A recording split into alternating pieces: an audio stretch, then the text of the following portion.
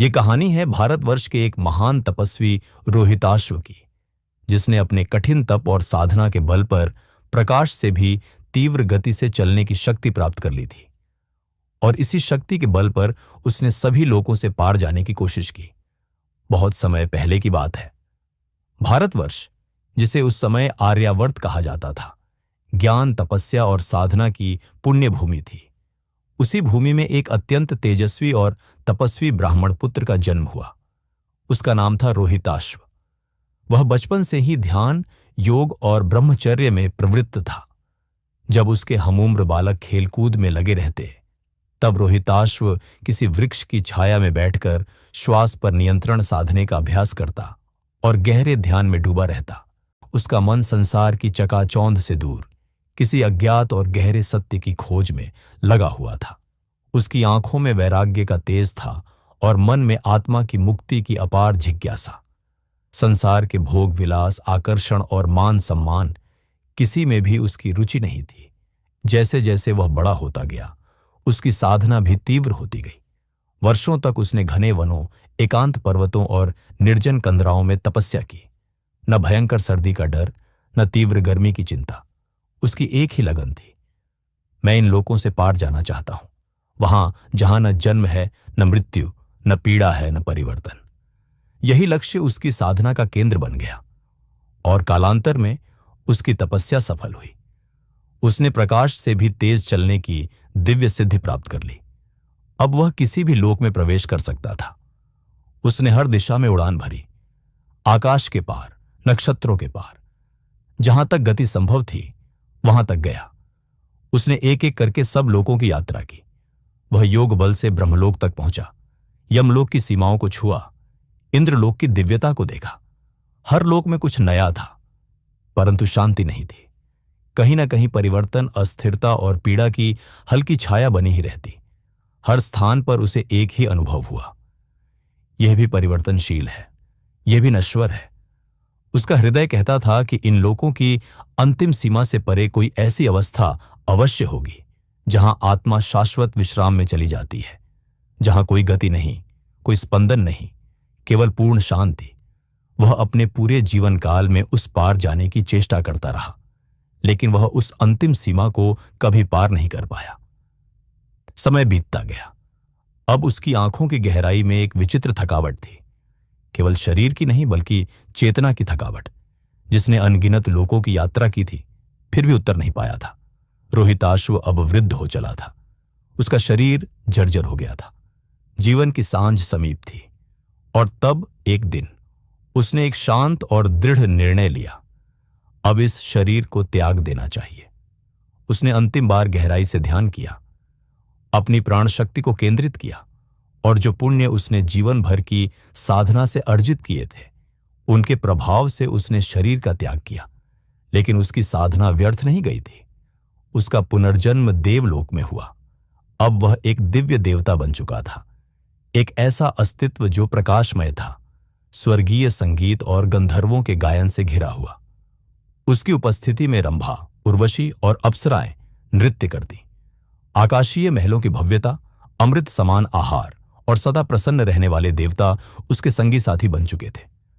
वहां दुख का कोई नाम नहीं था, न रोग न शोक। वहां केवल सौंदर्य था, विलास था और दिव्यता थी, परंतु शांति अब भी नहीं थी। वह सोचता, स्वर्ग भी तो जन्म मरण के चक्र में है, देव भी मरते हैं, उनका पुण्य क्षीण होता है, क्या इससे भी परे कुछ है?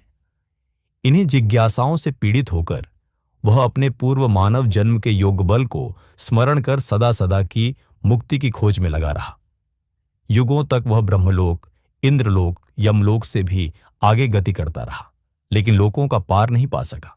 उसे बार बार लगता कि उसकी साधना अधूरी रह गई है।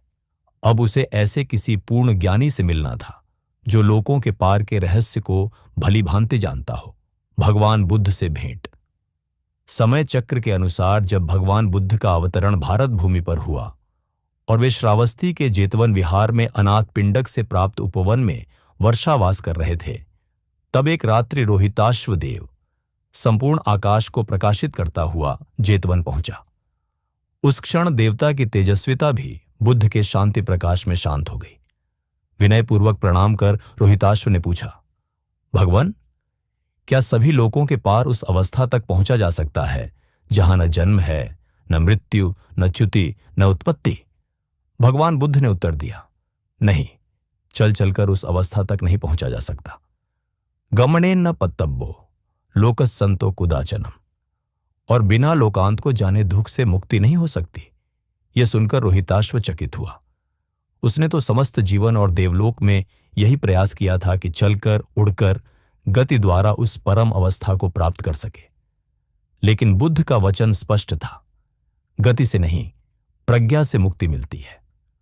बुद्ध ने समझाया कि इम्स्मिये व्यामत्ते कलेब्रे, 3.5 हाथ के इस संज्ञायुक्त शरीर में ही मैं लोक को, लोक की उत्पत्ति, लोक के निवारण और उस निवारण तक पहुंचने की प्रतिपदा, मार्ग को प्रज्ञा द्वारा जानता हूं। यह चतुरार्य सत्य का ही दिव्य संस्करण था। बुद्ध ने बताया कि इस मानव शरीर में ही वह संपूर्ण विश्व छिपा हुआ है। जो इसे यथार्थता से जान लेता है वह लोकों से परे हो जाता है। अब रोहिताश्व देव को अपने पूर्व जीवन की वह तपस्या, वह निरर्थक गति, वह व्यर्थ का परिश्रम स्मरण आया जिसने उसे कहीं नहीं पहुंचाया। वह बुद्ध के वचनों से गहराई से प्रभावित हुआ। बुद्ध ने आगे कहा, जो लोक को यथातथ जानता है, जो उसकी उत्पत्ति, उसका निरोध और निरोधगामी मार्ग को जानकर लोक से अलिप्त हो जाता है, वही सच्चा लोकविदु होता है। सब्बम लोकम अभिज्ञाय सब्बम लोके यथातथम सब्बम लोकम विसंयुक्तो सब्बलोके अनुपयो। जो सब लोकों को अपनी आत्म अनुभूति से जानता है वही लोक से विमुक्त हो पाता है। बुद्ध के वचनों ने रोहिताश्व के अंतर में बसी जिज्ञासा को शांत कर दिया। अब वह जान चुका था कि परम सत्य गति से नहीं, ज्ञान और ध्यान से ही प्राप्त होता है। संसार के पार जाने की चेष्टा व्यर्थ है जब तक आत्मा स्व को नहीं जानती, शरीर में ही छिपे संसार को नहीं पहचानती। रोहिताश्वदेव ने बुद्ध को नमस्कार किया और कहा, भगवान, आपने मेरी वर्षों की भ्रांति हर ली। अब मैं जान गया हूं कि मुक्ति शरीर से भागकर नहीं, इसी में उतरकर मिलती है। बुद्ध ने उसे आशीर्वाद दिया। उस दिन के बाद से रोहिताश्वदेव का स्वरूप बदल गया। अब वह बुद्ध का अनुयायी था, आत्मज्ञान के पथ पर अग्रसर एक जिज्ञासु, शांत और प्रज्ञावान देवता। इस प्रकार भारत भूमि के एक योगी जो देव बना, अंततः बुद्ध के चरणों में आकर लोकों से परे हो सका। दोस्तों, अगर आपको ये वीडियो पसंद आई तो इसे लाइक करें और हमारे चैनल को सब्सक्राइब करना न भूलें। धन्यवाद। नमो बुद्धाय।